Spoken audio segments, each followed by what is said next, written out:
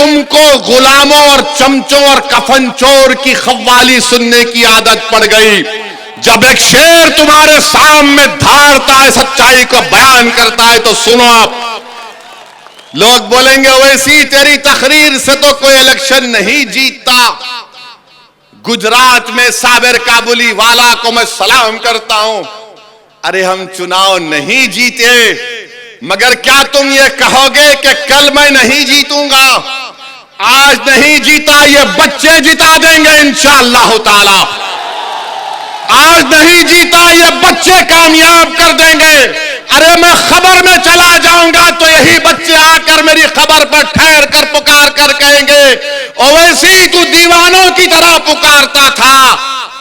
हमने उस बात को समझा, देख आज हम कामयाब होकर तेरी खबर पर आए हैं। मैं वो काम कर रहा हूं, इम्तियाज वो काम कर रहा है, अख्तर अली मान वो काम कर रहा है, शौकत वो काम कर रहा है, जमील खान वो काम कर रहा है, हमारा वकील तमिलनाडु का वो काम कर रहा है, उस्मान गनी वो काम कर रहा है। मगर ये लोग क्या कहते हैं?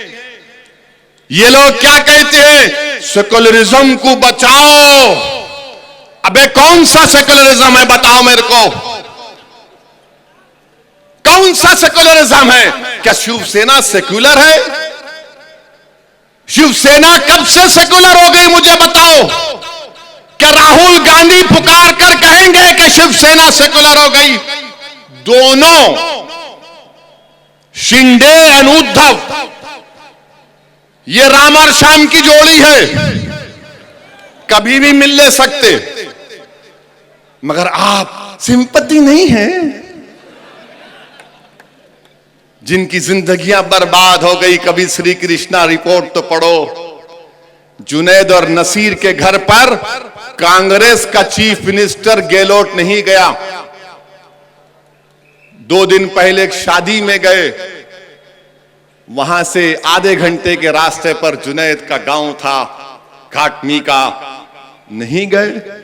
ये कांग्रेस के नेता पूरा भारत फिरे, पैदल पैदल पैदल पैदल पैदल, मगर वहां नहीं गए। मेरे अजीज दोस्तों, ये कौन सा सेकुलरिज्म है कि आज पूना में इलेक्शन हो रहा है, कस्बा में। मैं शरद पवार साहिब से पूछना चाह रहा हूं कि विशालगढ़ में महाशिवरात्रि के दिन हजरत पीर मालिक रहमतुल्लाह अलैह की दरगाह पर शरपसंदों ने पटाखा, एक छोटा तोप दरगाह की तरफ लगाकर मारा। बोलो ना शरद पवार, बोलो ना कि यह किया गया काम गलत था। नहीं बोलेंगे। बोलेंगे तो इसलिए नहीं बोलते, नहीं नहीं हिंदू भाइयों का वोट नहीं मिलेगा। मेरे अल्लाह के वली के आस्थाने पर 500 साल पुरानी दरगाह पर आप वहां पर पटाखे फोड़ते हैं, जुल्म करते हैं, कोई नहीं बोलता। पूछो एडिशनल एसपी विशालगढ़ से कि किसने फोन करके उनसे कहा कि इन लोगों को रोको, गिरफ्तार करो। मैंने बात की थी। मगर शरद पवार नहीं बोलेंगे। पूना में बोलेंगे मुसलमानों वोट दो, वोट दो, वोट दो। क्यों वोट दो तुमको? तो बोलेंगे मोदी को रोकना है, मोदी जालिम है। अच्छा, मोदी अगर जालिम है, जुल्म है, मैं मानता हूं। फर्क क्या है बताता हूं मैं आपको। नवाब मलिक को जानते हैं ना? जानते नवाब मलिक को? नवाब मलिक को बेल हुई? किसको बेल हुई? किसको बेल हुई? कैसा हुई? बीटी में क्या उन्हों? नवाब भाई को जेल, ये बाहर। और फिर बोलेंगे ओवैसी भड़काऊ भाषण देता है। अरे कौन सा तुम्हारा सेकुलरिज्म है मेरे को बताओ कि तुम मोदी के हराने के नाम पर वोट तुम देने तैयार है, हराएंगे, मगर जब तुम जुल्म की बात करोगे तो क्या तुम भी जुल्म नहीं किए? अच्छा, मोदी के राज में जुनैद और नसीर की मौत होती है और इनको मोदी क्या करते? ईडी सीबीआई दिखाते, इनको डराते और हमको मौत मिल रही है।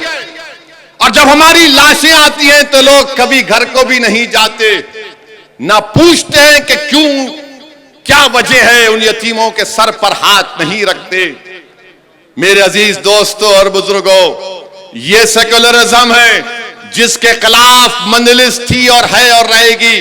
औरंगाबाद का नाम बदल दिया गया तो क्या शरद पवार ने तायीद नहीं की? औरंगाबाद का नाम बदल दिया गया, कांग्रेस ने तायीद की। किसने बोला औरंगाबाद के नाम के खिलाफ? मंजलिस ने बोला। आप बताइए, शरद पवार कुछ नहीं बोलेंगे? क्या आपको मालूम यूनिफॉर्म सिविल कोड के नाम पर मोदी और आरएसएस हमको, हमारी शरीयत हमसे छीनना चाहती है? इस पर बोलो, कोई नहीं बोलते। एक ही बात बोलेंगे, पहले हराओ मोदी को। अरे तुम बोलो तो सही, मेरे वजूद का इकरार तो करो। मुस्लिम रिजर्वेशन के बारे में बात करो, नहीं बात करेंगे। क्या यह बात सच नहीं है कि महाराष्ट्र में मुसलमानों को रिजर्वेशन मिलना चाहिए? उन 100 बिरादरों को आज महाराष्ट्र में सबसे कम ग्रेजुएट अगर किसी के हैं तो मुसलमान हैं। आप मुमरा में रहते हैं, आपको मालूम कि कितने मुसलमानों के पास जमीन है, कितने मुसलमानों के पास जमीन नहीं है, कितने, सबसे कम मुसलमानों के पास जमीन है, सबसे ज्यादा लैंडलेस मुसलमान है, सबसे ज्यादा ड्रॉप आउट मुसलमानों का है। रिजर्वेशन नहीं मिलता। अरे उद्धव ठाकरे की चमचागिरी करने वालों, कांग्रेसी और राष्ट्रवादी वालों, क्या तुमने मुसलमानों का रिजर्वेशन क्यों नहीं दिलाया? नहीं दिलाया क्योंकि आप ताकतवर हो जाएंगे।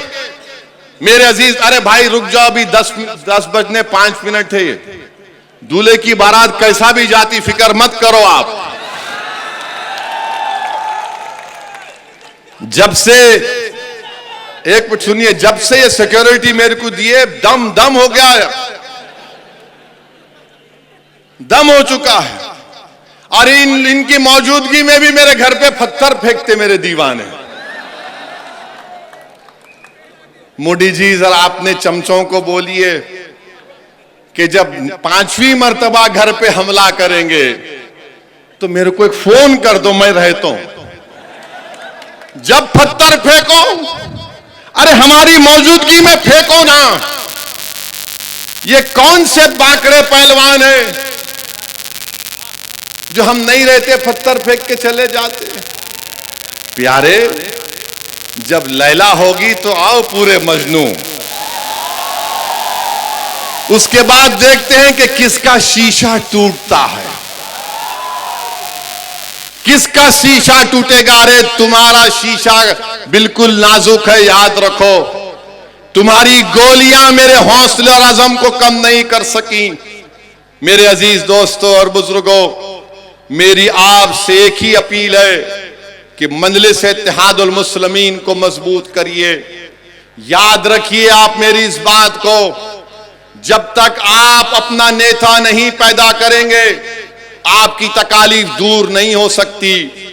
इस समाज में हर बिरादरी का एक नेता है।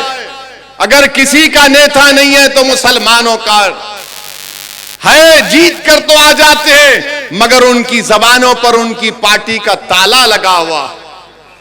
मेरी इज्जतदार मां और बहनों, मजलिस को मजबूत करिए। सैफ पठान और उनकी टीम का साथ दीजिए और इंशाअल्लाह ताला हम यहां पर बल्दिया का चुनाव लड़ेंगे, हर जगह पर लड़ेंगे।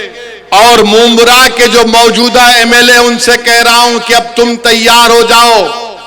अब कोई कफन चोर बेईमान को टिकट नहीं मिलेगा, अब एक शेर को टिकट मिलेगा और वो तुमसे मुकाबला करेगा मुंबरा की आवाम के इंसाफ के लिए।